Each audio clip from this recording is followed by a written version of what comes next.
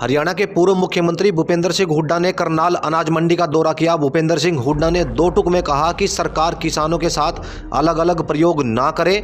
सरकार को किसानों की मर्जी पर छोड़ना चाहिए कि वो पेमेंट कैसे लेंगे। तापमान बढ़ रहा है, गर्मी बहुत ज़्यादा है, ऐसे में प्रतिपक्ष के नेता भूपेंद्र सिंह हुड्डा अपने बयानों से गर्मी को और बढ़ा रहे हैं। करनाल अनाज मंडी में पहुंचे भूपेंद्र सिंह हुड्डा ने सरकार पर जमकर निशाना साधा। उन्होंने किसानों की फसल को लेकर कहा कि मंडियों में किसानों की फसल आ गई है। 11 नमी वाली गेहूं अभी तक मंडी में पड़ी है, पर सरकार खरीद नहीं रही है। बबैन मंडी गया, लाडवा मंडी गया, कुरुक्षेत्र की मंडी गया और करनाल की मंडी में आया। यहाँ पर मैंने किसानों से भी बात करी, आड़तियों से भी बात करी और मजदूरों से भी बात करी। ये जो सिस्टम चलाया है, मेरा फसल मेरा बारा, पहले तो गिरदावरी लेट हुई और 16 लाख किसान हैं हरियाणा में जिनकी रजिस्ट्रेशन होनी चाहिए थी गेहूँ की, केवल 8 लाख की हुई है। तो 50% किसान कहाँ जाएंगे? कई महीनों में 8 लाख की हुई है और 2 दिन दिए गए बाकी 8 लाख करने के, और पोर्टल भी इतना लोड नहीं ले रहा है। अभी वहाँ लाडवा मंडी में एक किसान मिला मेरे को, उसने कहा जो अकाउंट नंबर मैंने दिया था, अकाउंट नंबर ही बदल गया पोर्टल की गलती से, तो किसके अकाउंट में पैसा जाएगा, सारा ये कन्फ्यूजन, ये सिस्टम नहीं। तो किसान भी परेशान है, क्योंकि आज अगर किसान की फसल बिकती है, पकती है खेत में, तो उसको इंतज़ार करना पड़ता है मैसेज आएगा जब जाएगा। मैसेज आए 10 दिन तक, तो वो बीच में बारिश आए तो उसे ख़राब हो जाएगी। तो पहले उसको फसल पकते ही अपने घर ले जाना पड़ेगा और घर से बाद में मैसेज आए जब मंडी लेना पड़ेगा। उस पर जो खर्च होगा लॉजिस्टिक का, वो कौन वहन करेगा? और खेत में छोड़ नहीं सकता वो, क्योंकि बारिश हो जाए, जैसे अभी 2 दिन पहले बारिश खराब हो जाए। जो पहले सिस्टम था, आड़ती कोई बिचौलिए नहीं है, ये फैसिलिटेटर है, फैसिलिटेट करते हैं किसान को। पहले सिस्टम था फसल पकते ही किसान अपने आड़ती के पास रख देता था, पक्की यहाँ बनी हुई है। आड़तिया अगर बारिश आती तो आड़तिया उसके ऊपर तिरपाल लगवाता था, उसकी फसल को बचाता था। ये मिलजुल के काम उनका चलता था।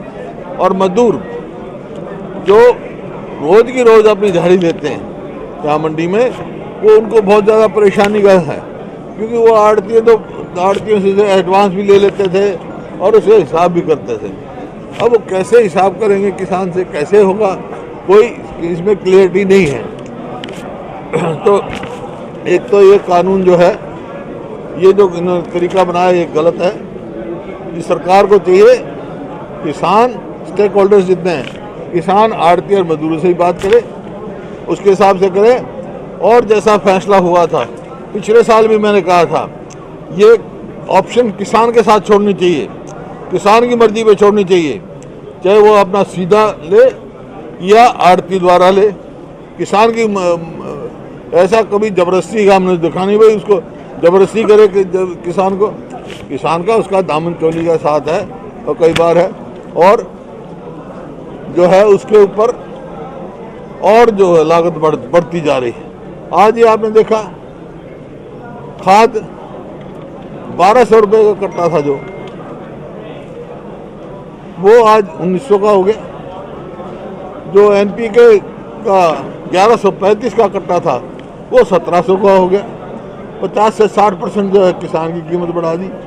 और जो मॉइस्चर है, मॉइस्चर 14% तक का था, उसको 12% ले रहे हैं। 12% का मैंने वहाँ करनाल में तो करवाया है, लाडवे में रिजेक्ट कर दिया गया मॉइस्चर की वजह से। मैंने मॉइस्चर टेस्ट करवाया, 11% मिला। तो 11% तो है, ये एक किस्म से एक ऐसी तलवार लटका दी किसान पर। ये अब भी मैं देख रहा था, ये जो सामने गेहूं की ढेरी पड़ी है, अभी मॉइस्चर की रिपोर्ट मैं मंगाऊंगा, बिल्कुल सूखी पड़ी है, क्यों नहीं उठा रहे इसको? वायदा था इनका, जो इनके वायदे थे सारे खोखले निकल रहे हैं। आड़तियों की समस्या आपने सुन ली। पिछली बार जीरी में जो आड़त इनको मिलनी थी, जो ब्याज मिल रहा था, आज तक नहीं मिला इनको। और किसान का ये वायदा था भाई 48 घंटे में उसको पेमेंट मिल जाएगी। अब 3 तारीख से यहाँ उठान शुरू हो गया। वैसे तो 1 तारीख से होना था, 1 तारीख से कहा था, कहा 1 तारीख से था, लेकिन 3 से शुरू करा, तो यहाँ तक नहीं पेमेंट मिली किसान को। कब आई फार्म तैयार होगा, कब उसको पेमेंट मिलेगी, उसको ब्याज की जो वायदा किया है वो आया, सरकार ब्याज देगी नहीं देगी। तो ये जो है इस सरकार को आत्म मंथन करके और तीनों का स्टेक होल्डर्स के बात करके इनका समाधान निकालना चाहिए, ताकि किसान की भी सुविधा हो, आड़तियों की भी सुविधा हो और मजदूर को भी अपनी मजदूरी समय पर मिले।